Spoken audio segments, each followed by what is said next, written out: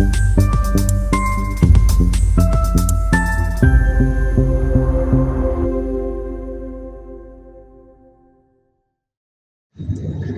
महानिरीक्षक ग्वालियर जोन श्री अरविंद सक्सेना और पुलिस उप महानिरीक्षक डॉक्टर अमित यादव के सशक्त निरीक्षण तथा पुलिस अधीक्षक श्रीमती हितिका वासल के कुशल नेतृत्व में गुना पुलिस द्वारा जिले में अपराधों पर प्रभावी अंकुश लगाने हेतु लगातार सख्त और परिणाम मूलक कार्यवाही की जा रही है। इस क्रम में अतिरिक्त पुलिस अधीक्षक श्री प्रशांत सिंह सुमन के मार्गदर्शन और प्रभारी सीएसपी गुना श्री आनंद राय के पर्यवेक्षण में गुना पुलिस ने 17 लाख रुपए लूट की सनसनीखेज वारदात का महज 18 घंटे के भीतर सफलतापूर्वक खुलासा कर 2 लुटेरे और उन्हें भागने में मदद करने वाले तथा मुखबिरी देने वाले सहित कुल 4 आरोपी गिरफ्तार करते हुए लूटी गई संपूर्ण राशि और भागने में उपयुक्त एक स्विफ्ट कार बरामद कर सफलता प्राप्त की है। दिनांक 8 जुलाई 2026 को गुना शहर के निचला बाजार रप्टे के पास कुंभराज के एक धनिया व्यापारी के कर्मचारी से 3 अज्ञात बदमाशों द्वारा उनकी आंखों में कोई स्प्रे कर 17 लाख रुपए से भरा बैग लूटा। इस संबंध में फरियादी वासुदेव शर्मा निवासी ग्राम तेजासर जिला बीकानेर राजस्थान हाल निवासी चौधरी मोहल्ला गुना के द्वारा गुना कोतवाली थाने में रिपोर्ट दर्ज कराई, जिसमें बताया कि वो अपनी सेठ जी के कहे अनुसार पचौर से फर्म के 15 लाख रुपए लेकर कलेक्शन कर लाया था। 2 लाख रुपया गुना से कलेक्शन किए। इनमें 7 लाख रुपए का बैग लेकर आज 8 जुलाई 2026 को सुबह वो अपने घर से कुंभराज के लिए निकला था। वहां बाजार रप्टे के पास 3 अज्ञात बदमाशों द्वारा उनकी आंखों में कोई पदार्थ स्प्रे किया और रुपयों से भरा बैग छीनकर भाग गए। मेन मोटिव है वो ऑब्वियसली क्या कहते हैं, ये यंग लड़के हैं, पैसे खर्च करना चाहते हैं और वही उनका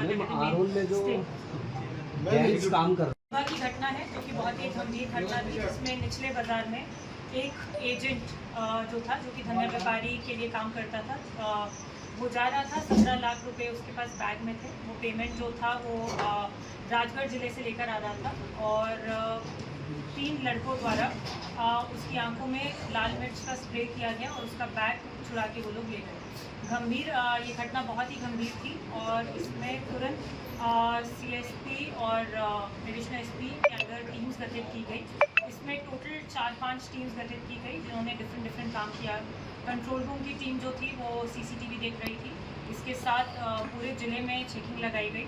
साथ में ही आरॉन की टीम, मकसूदनगढ़ की टीम आपकी लगी इसमें, पूरा कोतवाली की टीम, साइबर की टीम, कैंट की टीम, सभी लोगों ने इसमें कड़ी मेहनत की और पूरी ये टीम वर्क का रिज़ल्ट है कि हम लोगों ने 18 घंटे के अंदर इसमें आरोपियों को गिरफ्तार कर लिया है। और सबसे अच्छी बात ये है कि ऑलमोस्ट पूरा जो कैश है वो भी रिकवर है।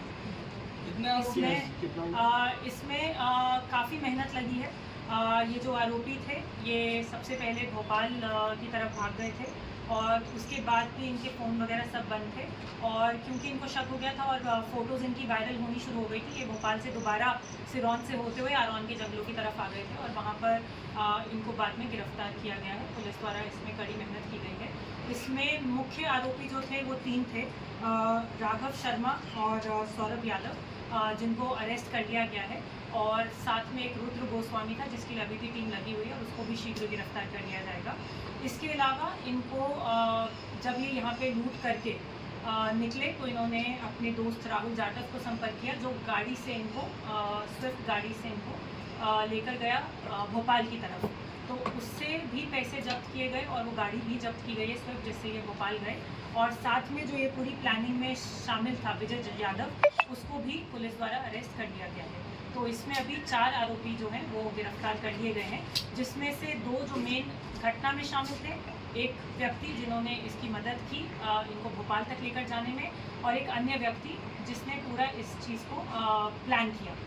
ये लोग 1 महीने से ऑलमोस्ट इस प्लानिंग में थे। इनको पता था कि ये एजेंट जो है फरियादी इस घटना का वो कैश लेकर आता है और कैश के साथ वो जो सफ़र है ट्रैवलिंग करता है, तो ये इस चीज़ को लगातार देख रहे थे और वेट कर रहे थे कि वो कैसे इस घटना को अंजाम देंगे। सिटी के अंदर ये घटना हुई थी, बहुत ही गंभीर घटना थी। इसमें पुलिस टीम्स द्वारा और गुना पुलिस के सभी from additional SP, CSP, TIs till आरक्षक सभी ने कड़ी मेहनत इसमें की है और 18 घंटों में हमारा पूरा जो कैश है वो रिकवर किया है। इसमें टोटल जो कैश रिकवर हो चुका है वो 16,77,000 रिकवर कर लिया गया। जो कि बहुत ही बड़ी उपलब्धि है कोल्हापुर पुलिस की। एक तो जो एजेंट पैसे लेकर जाता है उसके बारे में कि कितना कैश लेकर जाता है वो उनको पता किया। साथ में ही जिस घर में ये जो फरियादी है वो रह रहा था उसके साथ ही विजय जो है वो साथ वाले मकान में ही रह रहा था उसी घर के अंदर। तो उसके द्वारा भी पूरी इंफॉर्मेशन जो है वो इन तीन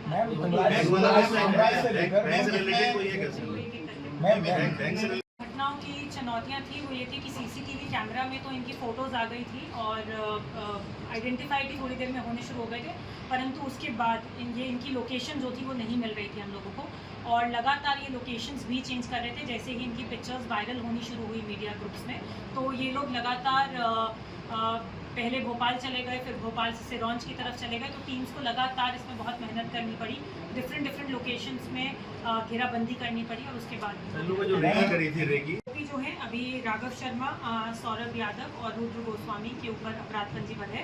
इसमें से जो सौरभ यादव है उसके ऊपर 3-4 मुकदमे पहले से पंजीबद्ध हैं। एक उसमें जुआ एक्ट है, बाकी कुछ मारपीट की घटना है और एक पॉक्सो का भी अपराध पंजीबद्ध है। इसके अलावा जो बाकी दोनों व्यक्ति हैं उनके ऊपर 115 के 323 है राघव शर्मा अपराध पंजीबद्ध है। राघव शर्मा